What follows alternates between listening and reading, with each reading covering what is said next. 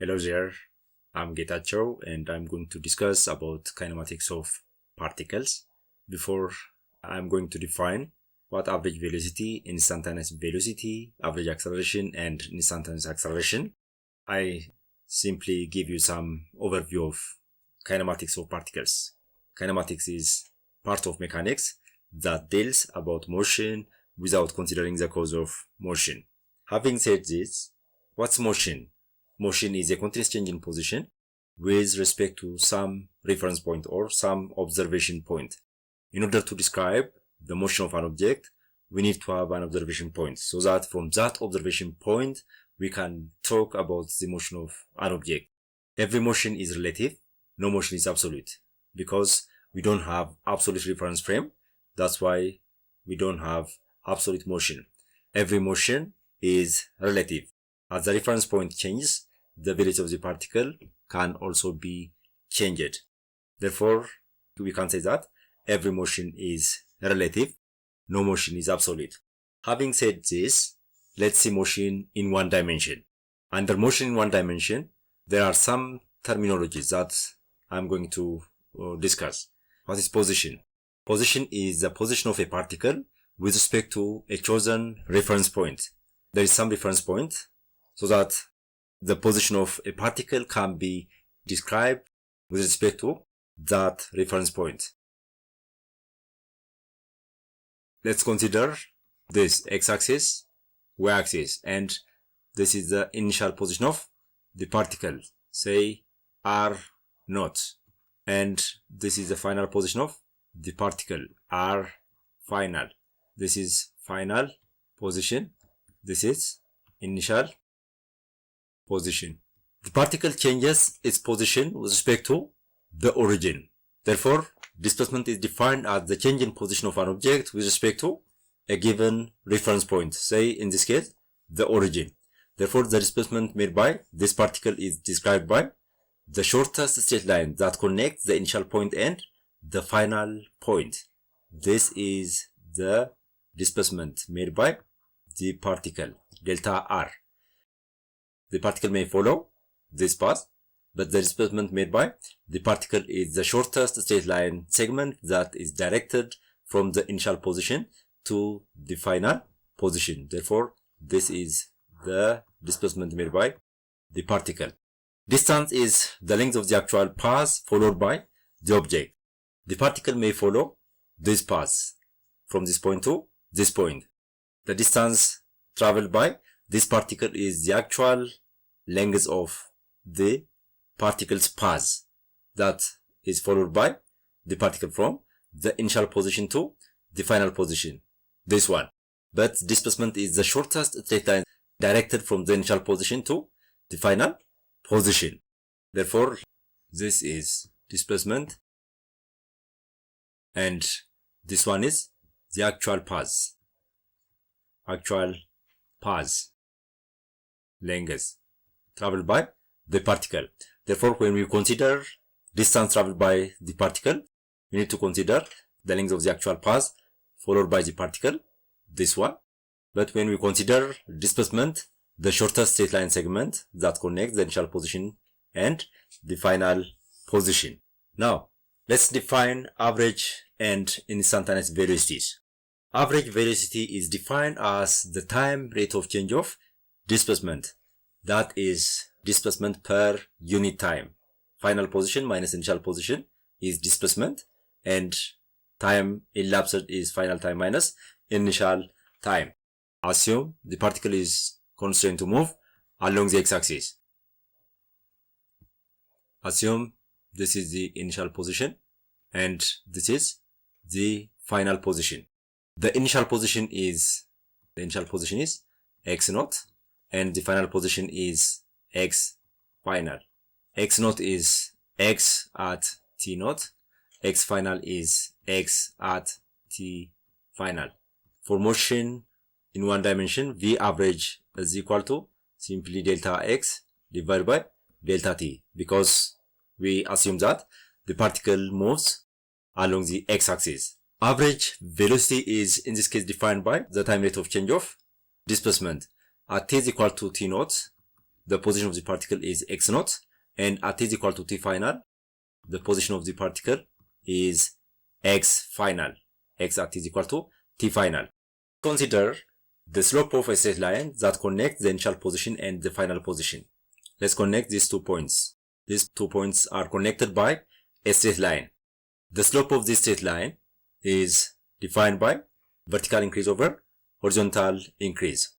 The slope of a straight line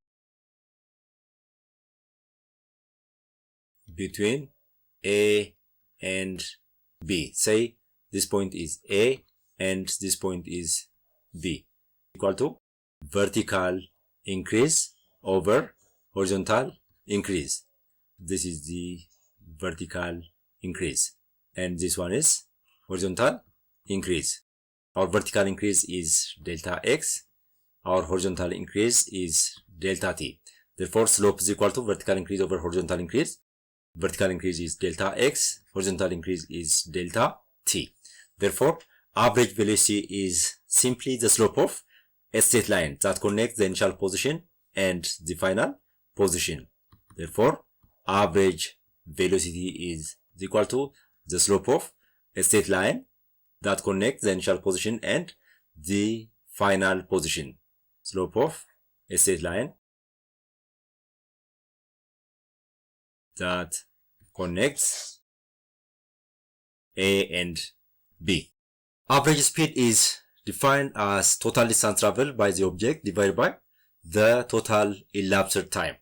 But from average speed and average velocity, we don't have detailed information about the particle's entire motion. The particle's motion cannot be described entirely from the average speed as well as from the average velocity. In that case, we need to define instantaneous velocity. Instantaneous velocity is the limit of average velocity as delta t approaches to 0. For motion along the x-axis, instantaneous velocity is simply limit as delta t approaches 0 of delta x by delta t. This is equal to limit as delta t approaches 0 of x of t plus delta t minus x of t over delta t.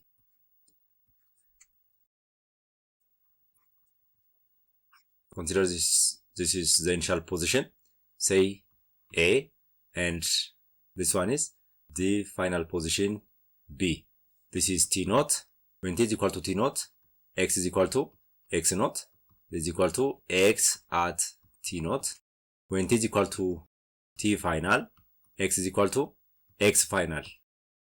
X final is x at t final. Average velocity is simply the slope of a straight line that connects A and B. Average velocity is equal to slope of line segment AB. However, if we bring t final close to t naught, say t final prime, here t final prime. When t is equal to t final prime, x is x final prime. This is x final prime. X final prime is x at t final prime. When t is equal to t final prime, x is x final prime. Therefore, we need to define average velocity between t naught and t final prime. To find average velocity between t naught and t final prime, we need to find the slope of a straight line that connects these 2 points, A and, say here, C. Average velocity between t naught and t final prime is equal to slope of AC, line segment AC. The slope of this line segment AC is simply average velocity between t naught and t final prime. As you can see, the slope of this line segment AB and the slope of this line segment AC are different. Slope of AB is not equal to slope of AC because they are not parallel to each other. Again, let's bring this t final prime close to t naught. When we bring t final prime close to t naught, say t final double prime, x becomes x final double prime. Again, average velocity between T naught and T final prime, double prime is the slope of a straight line that connects A and say here D, the slope of this line segment. The slope of this line segment is different from the slope of AC, which is also different from the slope of AB. Again, slope of AD is equal to average velocity between T naught and T final double prime. Again, upon bringing T final close to T naught, when we bring T final close to T naught, then these 2 points are approaching closer to each other. The distance between the initial position and the final position becomes closer and closer. Finally, when T final double prime is close enough to T naught, this point D is also close enough to point A. Therefore, if the time interval between T naught and T final double prime is close to 0, the distance between A and D is also close to each other, and they converge to a single point. Therefore, the slope of that single point cannot be determined. But by extending that single point, we can find the slope by drawing a tangent line that touches the curve at that particular point. Therefore, to find instantaneous velocity, we need to find the slope of a tangent line that touches a curve at that particular point. Say at point A, the slope of a tangent line that touches the curve, say L naught, at T is equal to final double prime, the slope of the tangent line L final double prime. The slope of a tangent line that touches the curve at C is L final prime. The slope of a tangent line that touches the curve at B is L final. Therefore, velocity at T naught is simply slope of tangent line L naught. The slope of this tangent line L naught is equal to velocity at that particular instant of time T naught. Velocity at T final double prime is equal to slope of tangent line L final double prime. Velocity at T final prime is equal to slope of tangent line L final prime. Therefore, between T naught and T final, we can have an infinite number of tangent lines with different slopes. That's why the velocity varies from time to time. The average velocity is the slope of the line segment that connects A and B.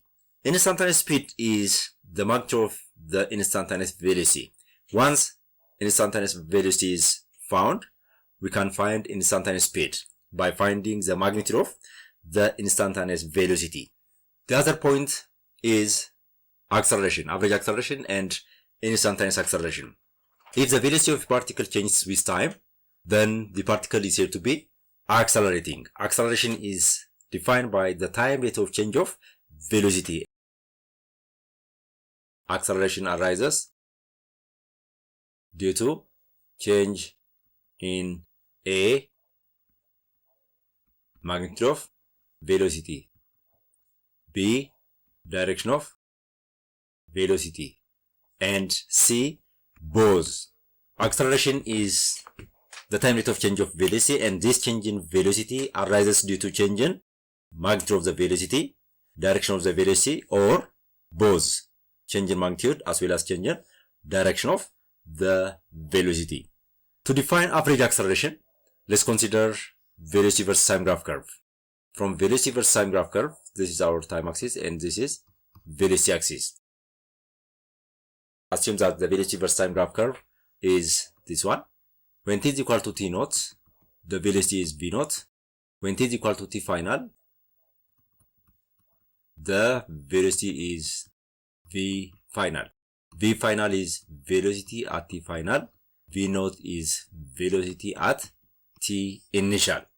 Average acceleration is simply the slope of a straight line that connects the initial position and the final position, or the initial point and the final point. The slope of this straight line that connects A and B is simply average acceleration, because this is horizontal increase, delta t, and this one is vertical increase, delta v.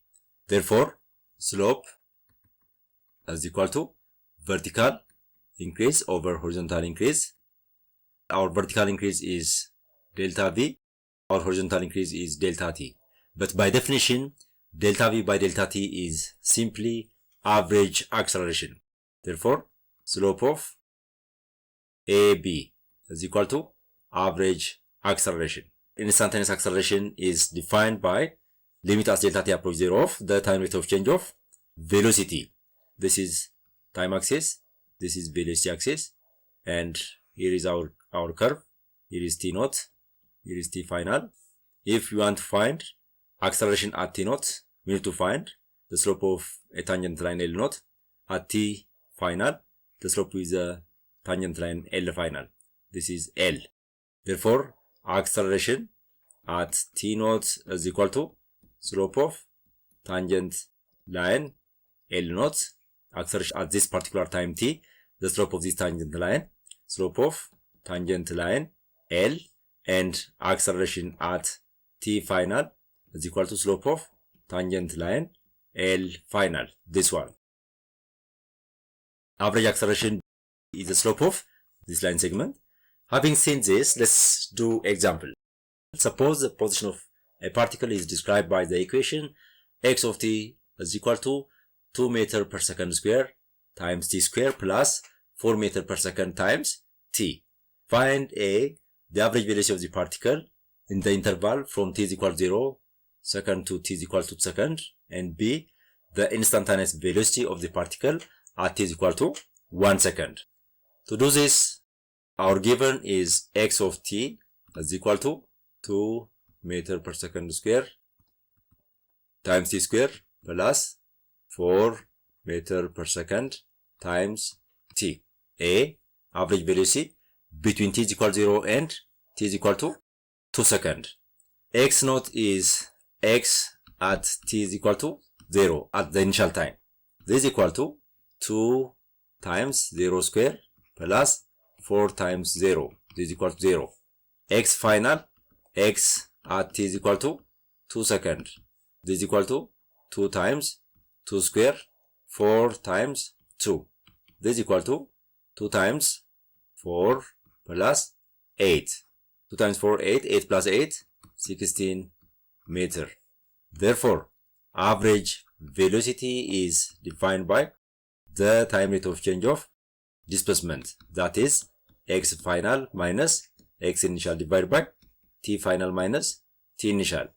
Our x final is 16 meter. Our x initial is 0 divided by our t final is 2 seconds. Our t initial is 0 second. This is equal to 16 meter divided by 2 second minus 0, 2 second. 16 by 2, 8 meter per second. Therefore, average velocity is 8 meter per second. B, x of t is 2 meter per second square times t square plus 4 meter per second times t. X of t plus delta t. Here, if this is time axis and this is position axis, and if this is a curve, and if this is t, t plus delta t is this one, t plus delta t. T plus delta t is greater than t because we don't have negative time. T plus delta t is greater than t.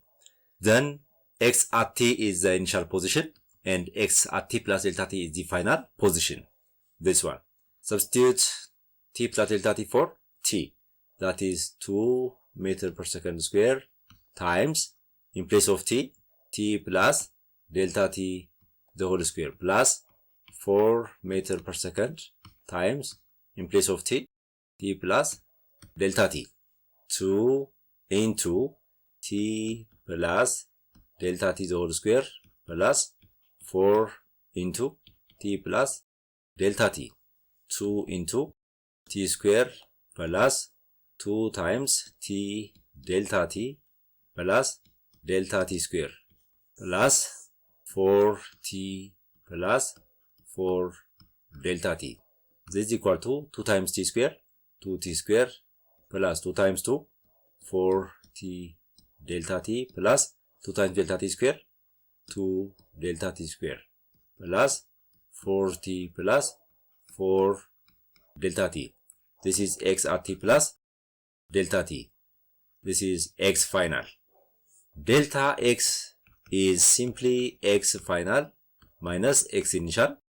X final is this one, 2t square plus 4t delta t plus 2 delta t square plus 4t plus 4 delta t minus x naught. X naught is this one, x at t, that is 2t square plus 4t.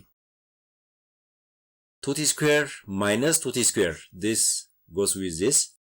4t minus 4t, this goes with this. This implies 4t delta t plus 2 delta t square plus 4 delta t. This implies delta x is equal to x final minus x initial is equal to 4t delta t plus 2 delta t square plus 4 delta t. Now, velocity as a function of time is equal to instantaneous velocity. This is equal to limit as delta t approach 0 of delta x by delta t. This is equal to limit as delta t approach 0 of delta x is 4 times t delta t plus 2 delta t square plus 4 delta t divided by delta t. After simplifying the terms in bracket, we can substitute for delta t. This is equal to limit as delta t approach 0 of this 4t delta t by delta t, 4t plus 2 delta t square divided by delta t, 2 delta t plus 4 delta t by delta t, 4. Now substitute for delta t is equal to 0 and get 4t plus 4. Therefore, velocity as a function of time is 4t plus 4. Now we can find velocity at any instant of time. Here we are asked to find velocity at t is equal to 1 second. Velocity at t is equal to 1 second is equal to 4 times 1 plus 4. This is equal to 8 meter per second. Velocity, for example, at t is equal to 0 second, this goes to 0 and we have 4 meter per second. Velocity at 2 second, 4 times 2, 8, 8 plus 4, 12 meter per second. Velocity at 10, 4 times 10, 40, 40 plus 4, 44 meter per second, and so forth. Therefore, from this instantaneous velocity, we have detailed information about the entire motion. Today, we have seen about motion in one dimension. For motion in one dimension, we have 10 different terminologies: position, displacement, average velocity, instantaneous velocity, average acceleration, and instantaneous acceleration. And that's all about today. See you soon.